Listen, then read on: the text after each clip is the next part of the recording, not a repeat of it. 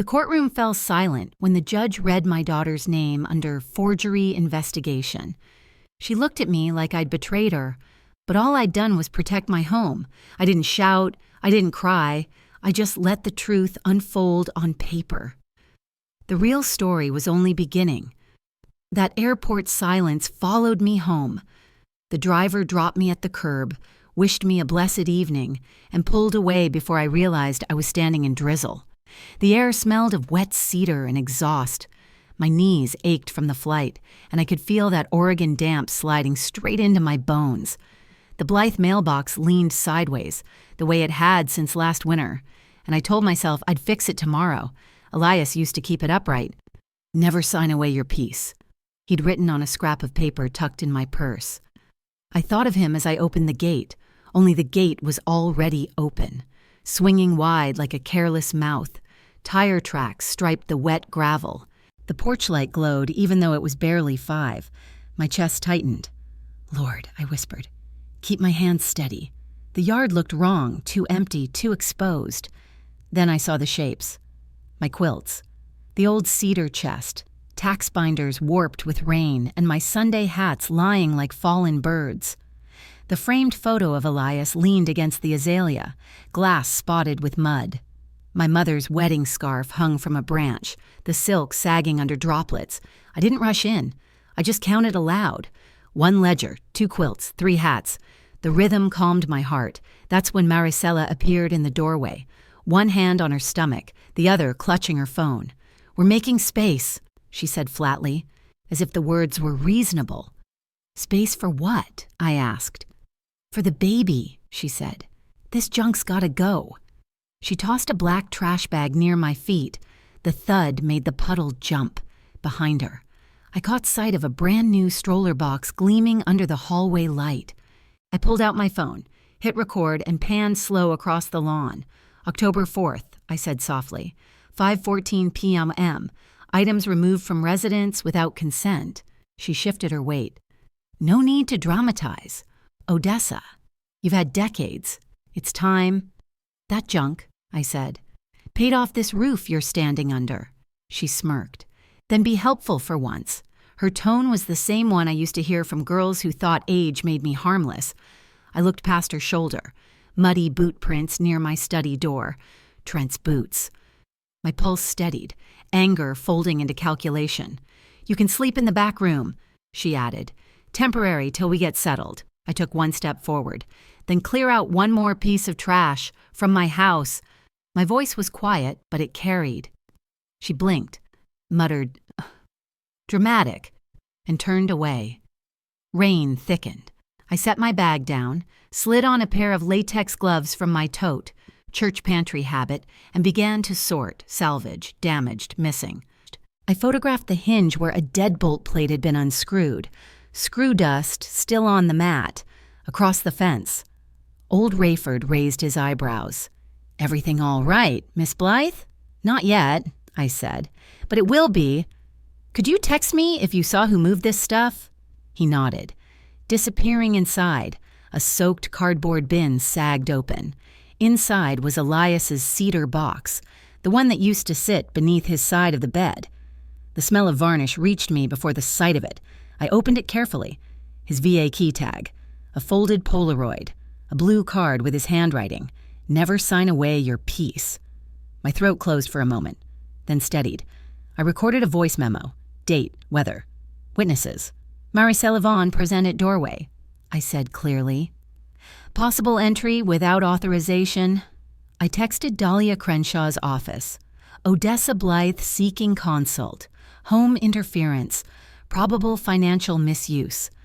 The light from the porch flickered as I gathered what mattered: scarf, ledger, index card.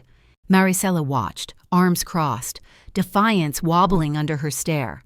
"You just announced," I said. "You don't know this house's owner. We'll see who believes you," she replied. I locked eyes with the front camera, lifted my phone toward it, and pressed record. The rain drummed steady as my phone buzzed, a voicemail from an unknown number. The preview read, "This is the bank regarding a recent application." My heart kicked once, then settled cold when I called the number flashing on my screen. A young man's voice answered, polite but mechanical. Mrs. Blythe, this is Chase Federal. We're just confirming your e-signature from yesterday. His words hit like cold rain down my back. I steadied my breath. Yesterday? At 4:12, I asked. Yes, ma'am, he said. For a home equity line. Approval pending. My fingers tightened around the phone. I was on a plane at that hour. Tray table down, sipping ginger ale. Sir, I said evenly, that signature isn't mine. Please mark the account as suspected fraud and preserve your audit trail. He paused. Would you like a fraud case opened? Immediately. And send the full packet, loan type, co-signers, address changes, all of it to my verified email, not whatever address was added yesterday. I took notes aloud, recording the entire call on speaker. His voice cracked as he said, there's a new box on file. Local to Portland. My pen didn't shake, but my jaw clenched. Thank you, I said. Please log that detail. You'll be hearing from my attorney. After the call, I sat by the kitchen window, the rain now heavier. Drops racing each other down the glass. Panic wanted to climb up my throat, but I kept it busy with paper. I pulled out a yellow pad and wrote at the top, evidence first, feelings later. I checked my flight log, took screenshots of timestamps, caller ID, and voicemail transcripts. Everything went into a folder on my laptop named Case Vaughn. To my viewers someday, if I ever tell this aloud, paper beats panic every time. I froze my credit, requested my reports, and started narrating quietly. Tonight's list, lock down bank access, document every call, breathe through every lie. When I passed through the hallway, the smell of paint hit me. The storage room door was propped open with a can labeled Nursery White. Trent stood by the foyer, pretending surprise. Didn't expect you back so soon. His tone had that soft edge men use when they're already guilty. I looked straight at him. Did you change any mailing addresses tied to this house? He blinked. Too slow. Why would I? Because one just appeared. Box. Look, we're just planning ahead. Planning requires consent, I said. Mine? He looked toward my phone, saw the red recording light, and his face hardened. I walked past him without another word, snapping photos of locks and thermostat settings that had been changed behind my back. Later, I texted Rayford next door. Did you see any deliveries today? 10 minutes later, 2 timestamps came back and a photo of a courier van in my driveway. I checked my doorbell cam. The footage was clear. Maricela, belly first, signing for a thick envelope. My last name under her hand. I downloaded the clip, added it to the folder, and labeled it Proof 1. By nightfall, I'd filed an online police report for identity theft and sent every document to Dahlia Crenshaw's office. Her reply came quick. We'll talk in the morning. Don't confront them tonight. I didn't plan to. I locked my study, turned off the porch light, and whispered to the empty room. Not today. Devil? Morning broke gray and cold. At the bank branch, a manager handed me the audit folder, his fingers trembling slightly. We traced the login, he said. Same network as your residence. I didn't flinch. The co-applicant line read Trent Vaughn. The mailing address, that same P.O. box. I signed the fraud affidavit, calm as stone, before leaving. I purchased a certified copy of my deed and filed a notice stating no one, not even blood, had my consent to alter or borrow against this property. When I got home, the storage room waited like a confession booth. My husband's key tag was back where it shouldn't be, tucked beside a receipt book that had once been locked away. I knew then someone had gone through my drawers. I set up a camera, arranged my evidence on a folding table, and taped Elias's blue index card to the lamp. Never sign away your piece. That evening, Dahlia called again. I'm drafting a cease and desist. Deliver it quietly, she said. And Odessa, film everything. I printed 2 copies and slid one beneath Trent and Maricela's door. No yelling, no show, just silence thick enough to choke on. At 8:57, a knock broke it. A man stood on my porch, tape measure in hand. Evening. Ma'am, here for interior photos. The appraisal request came through. I tilted my phone toward him, the camera red light blinking. And who requested that? I asked. He checked his phone. Client Vaughn. I smiled faintly. And then you'll understand this notice. I pointed to the paper tape by the door. No entry without written consent from Odessa Blythe. His mouth opened, then shut. I'll reschedule? Good, I said. Make that never. He turned toward his truck. My phone buzzed again. An email from the bank. The attachment opened to page 1. A flawless copy of my name, written in a hand that wasn't mine. Dahlia Crenshaw's office smelled faintly of lemon oil and printer ink, the scent of quiet power. I sat across from her, my tote open like a courtroom exhibit. Out came my deed. Flight receipts, audit report, doorbell footage on a USB, and a note torn from my missing receipt book. Dahlia slipped on her glasses, scanning each page as her nails clicked against the desk. They left a paper trail, she said. Sloppy one, but enough. She ran a software sweep to cross-check my documents. Names matched. But the email and PMO box didn't. Pattern of substitution, she muttered. Classic. She handed me a pen. We'll draft a cease and desist. Put your spine on paper. I smiled faintly. Easier than putting it on people. Together, we wrote a clean, dated letter. Owner-occupied, no alterations, no appraisals, no financial activity without my consent. Her tone was calm but charged. From here on, she said, you don't argue, you document, I nodded. Write it, date it, sign it, scan it, feelings come later. By noon, certified copies were posted on my front door and emailed directly from Dahlia's account to Trent and Maricela. I returned home to find Trent in the foyer, jaw tight, pretending the envelope didn't tremble in his hand. We're family, Odessa, he said, voice coated in sugar. We can fix this. We're parties to a property, I replied evenly. Families don't forge. The doorbell cam blinked as he stared at me. This is unnecessary. So is fraud, I said. He threw a smirk like a dart and muttered, we'll have an appraisal anyway. I forwarded the text to Dahlia. Her reply came seconds later. Good. That's retaliation on record. By mid-afternoon. I sat at my kitchen counter scrolling through county filings. The notary seal on the forged packet glared from my screen. I called the clerk's office. Ma'am, the woman said, that notary ID was active on October 4th at 4:10 p.m. Mobile service. My stomach turned. I was in the sky then, I said quietly. The serial number matched the range from my missing receipt book. Fraud had walked through my house while I was thousands of feet above it. I sent everything to Dahlia. Her response was crisp. Unauthorized notarial act, identity theft, potential collusion. We subpoena next. I added the doorbell clip, Maricela signing for that envelope, to the folder. The sound of rain outside felt almost like applause. Fraud loves paperwork, I murmured. So do I. That evening, Maricela requested a family meeting to clear the air. I agreed, with conditions. Recorded, timed, lawyer on standby. We sat around the living room table. Maricela started soft.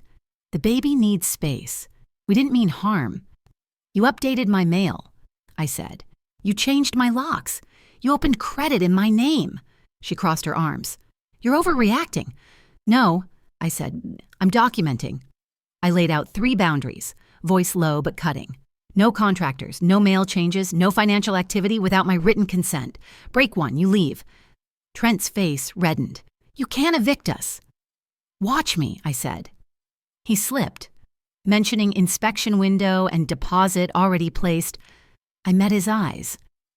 Thank you for confirming that, I said, hitting stop on the recorder. The air in the room curdled with tension. You may stay tonight, I told them, but you may not act as owners. Just before sundown, I heard a soft thud on my porch. A paper fluttered against the door, county notice, taped neatly. Unauthorized alteration, nursery build, permit required, contact within 72 hours. I read the words aloud, camera steady in my hand. The complaint field was blank, but the date matched Trent's text exactly. I called Dahlia on speaker. They filed a fake complaint. Good, she said. Pattern plus timeline equals leverage. I turned the camera to my face, the porch light catching every raindrop sliding down my cheek. My voice was calm, steady, unbroken. "This is my home," I said. The conference room smelled faintly of carpet glue and coffee that had been reheated too many times. I sat under the frosted glass light, right hand raised, voice steady. "Odessa Blythe," I said. "I boarded flight 221 at 3:05 p.m., landed 5:47 Pacific time.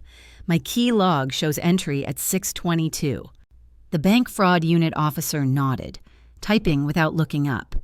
Every click of his keyboard felt like a small hammer on truth. I handed over my thumb drive, doorbell clips, email headers, the looped version of my forged signature. "Let the paper talk," I told him. "Feelings can ride in the back seat. They collected my affidavit, stamped it under camera." Dahlia joined via speaker, her voice cutting through the static. "That's our anchor document, Miss Blythe. Everything tethers to this." The branch manager notarized my statement right in front of me. Slow and deliberate, I watched the ink dry, the way a soldier might watch a fuse burn. By late morning, I was at the county clerk's window, sliding forms through the glass. The clerk squinted at the screen, chewing gum like it powered the system. "That notary ID belongs to a mobile service," she said. "Used twice that week." I requested certified copies and logged every timestamp. Dahlia's text chimed. "Subpoenas filed. Preserve logs." A voicemail came in from a confirming agent. His voice tried to sound helpful. "Calling to confirm if the co-borrower will attend the appraisal tomorrow."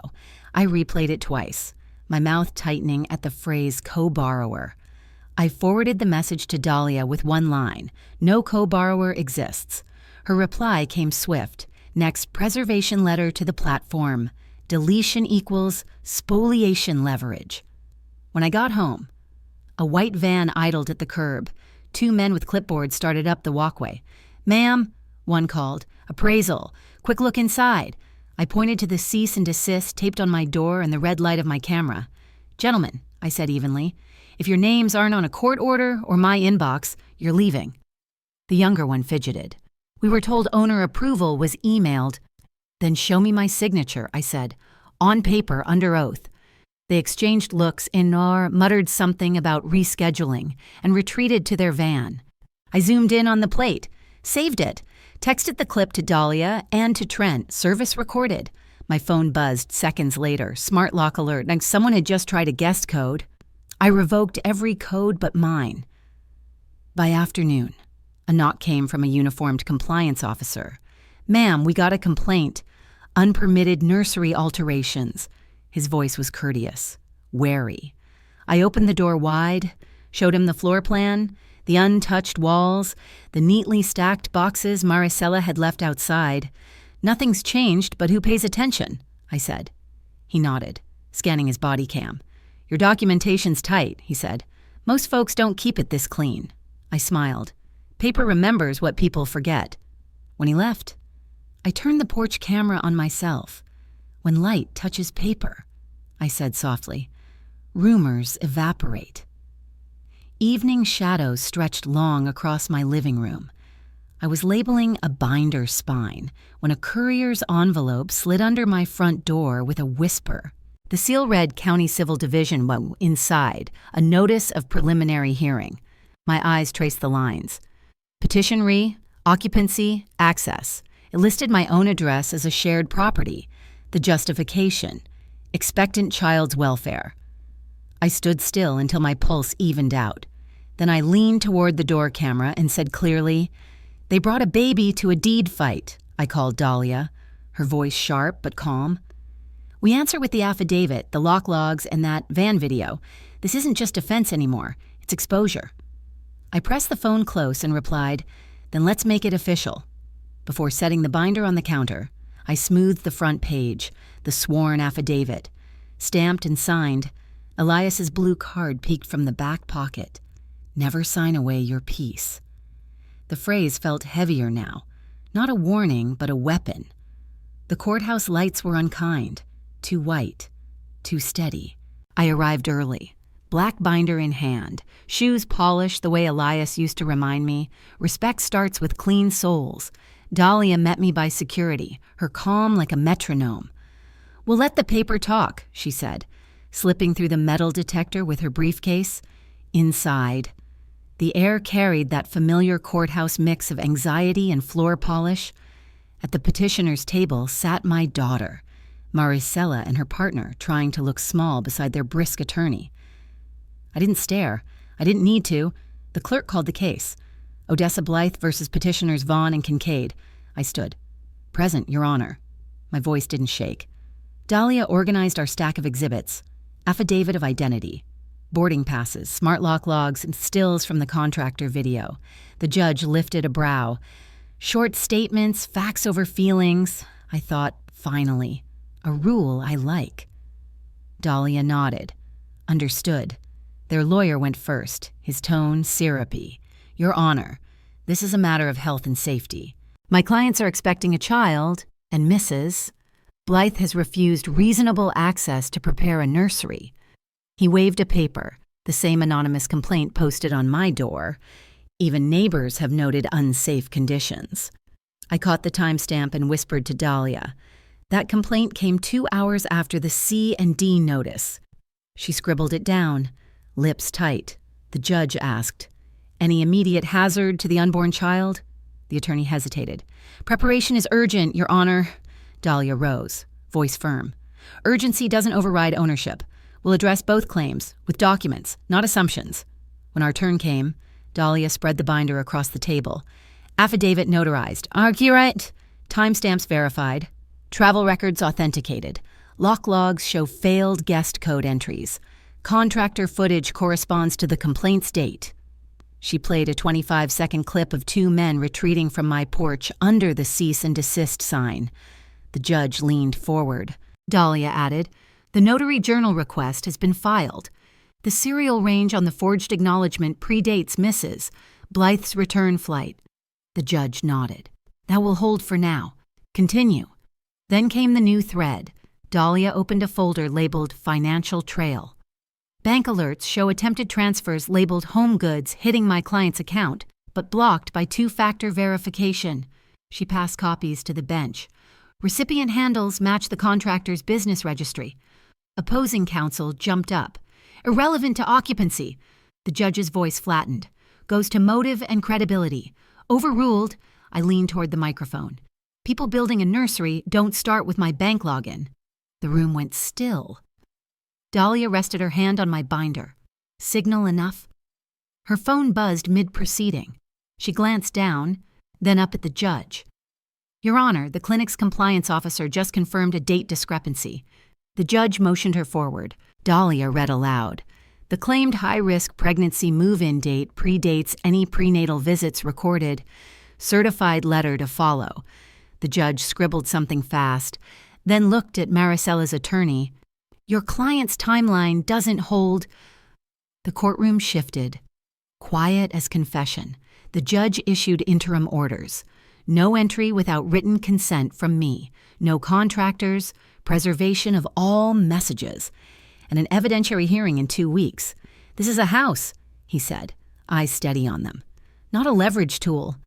I could have hugged him for that line, but I just nodded. As the gavel tapped, I packed my binder. The fluorescent light gleamed off the gold edges of the affidavit tab. Outside, in the elevator lobby, my phone vibrated again, a group text by mistake. "Crib plus dresser arriving at 4. Use side gate code." The side gate code only Elias and I ever knew. I stared at the screen until the numbers blurred. Then I forwarded the message to Dahlia and Trent with one line. "Side gate is the leak. By dusk, the drizzle turned steady, coating every porch light in a halo." I powered up the side gate cameras Elias had wired years ago, one under the eave, one tucked behind the azalea bush. Their clocks synced perfectly with the porch and foyer cams. Dahlia's text came through. "Orders stand. Observe. Record. Don't confront unless safety demands." I thumbed back. "Understood." Across the street, Trent Kincaid's sedan idled under a maple, dashcam glowing faintly. "Half-hour check-ins," I'd told him earlier. He nodded, tapping his legal pad. Inside.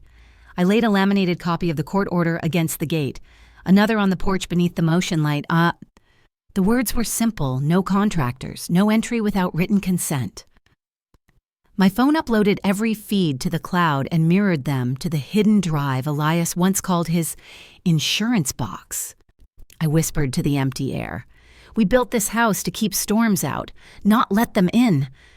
At 8:42, the white van returned, same model. New magnetic logo slapped over the door. Trent's lens caught it first. 2 men stepped out, dragging a boxed crib and dresser. One read from a phone, then punched the side gate code. The keypad blinked green. Motion light flared, flooding them in silver rain. "Lady's bluffing," one said. "She wants a nursery, right? Just get it inside." The other muttered. My phone vibrated. "Geofence breach. Side gate." I texted Trent. "They're using the code." Then hit record all. I stayed behind the foyer door, steady as the grandfather clock ticking beside me. Dahlia's rule repeated in my head. Paper over noise. The gate clicked. I opened the foyer door just enough for the wide-angle camera. "You're on camera," I said evenly. "Court orders posted. You don't have consent." One worker pointed to his phone. My daughter's name at the top of a message. "Use side gate. Mom's fine with it." Trent's flash popped from across the street, catching their faces mid-sentence. I read the order aloud for the record. "No entry without my written consent, no contractors. Preservation of all messages." They froze. One mumbled into his headset. "Boss says drop it at the porch." Too late. The cameras already had them past the gate line. I dialed non-emergency dispatch. "Document only," I said. "Case number 1427B. Badge cam confirmation. Please." No lights. Moments later. My phone buzzed again. "Bank alert. A merchant authorization test from the same vendor network. Timestamp to the minute they entered my gate." I screen recorded it. Emailed it to Dahlia. Her reply came quick. "Perfect. Motive meets action." One of the men, nervous now, asked, "Can we just get it out of the rain?" I pointed to the dry porch. "You can leave it there. Anything past that line is trespass under court order." He hesitated, then placed the boxes gently and snapped a photo. Proof for his boss. Trent's camera caught the same frame from across the street. As the van backed out, my phone rang. Dahlia's voice came crisp over speaker. "County recorder confirmed. No journal entry under your name in that serial range." I repeated her words into the foyer cam. "Preliminary confirmation of forgery." The workers froze at the word. "We were told the homeowner approved." One said. I looked straight at him. "The homeowner is speaking now." A patrol car coasted to the curb. Lights off. The officer approached quietly. Body cam blinking.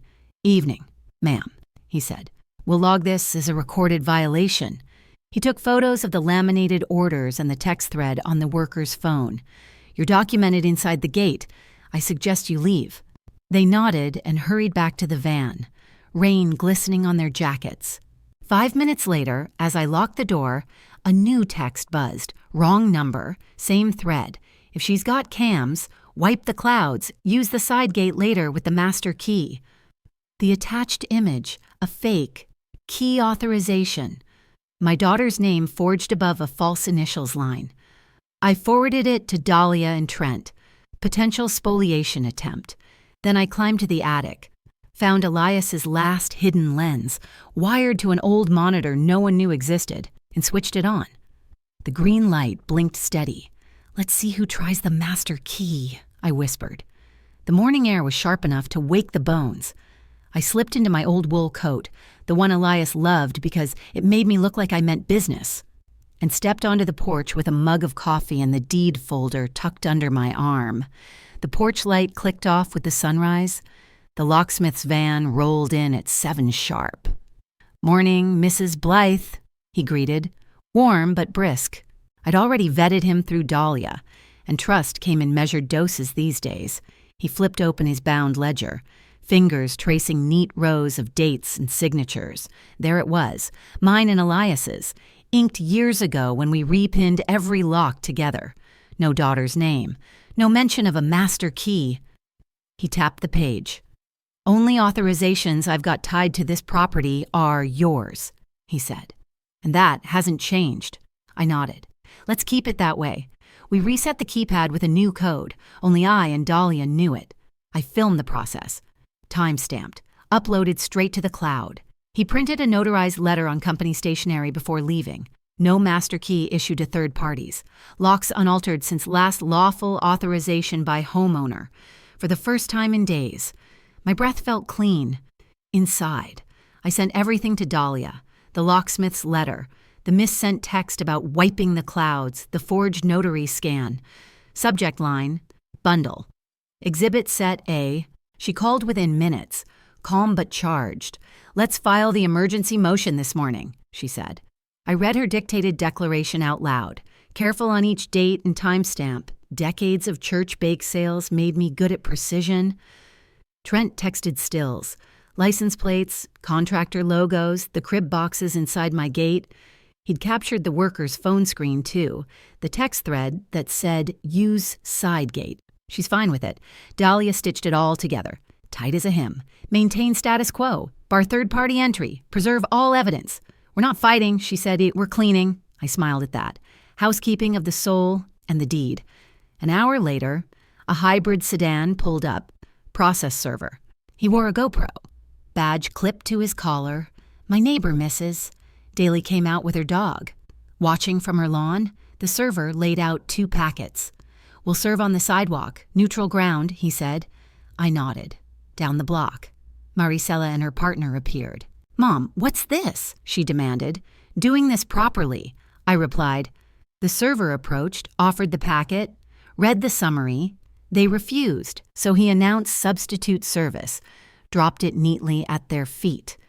Documented the refusal. "Time's logged," he said. I turned back toward the porch. No drama, just order. "Mrs." Daly raised a hand. "That white van was back twice last night," she called. "Heard them at your gate." I thanked her gently. "Could you sign a quick statement?" She agreed. The HOA secretary's email chimed next. "No contractor notice filed for your address. Violation of community policy." I added both to the record. By mid-morning, my phone rang again. "It's Dahlia." The voice came steady. "The judge signed it. Emergency injunction granted. Spoliation warning included." My knees nearly gave, but I caught myself on the counter. "Read it." I said. She did. Every word landed like a nail sealing a roof. I printed 2 copies, laminated them under my porch lamp. My daughter texted, furious. "You think you can lock out your own blood," I typed back.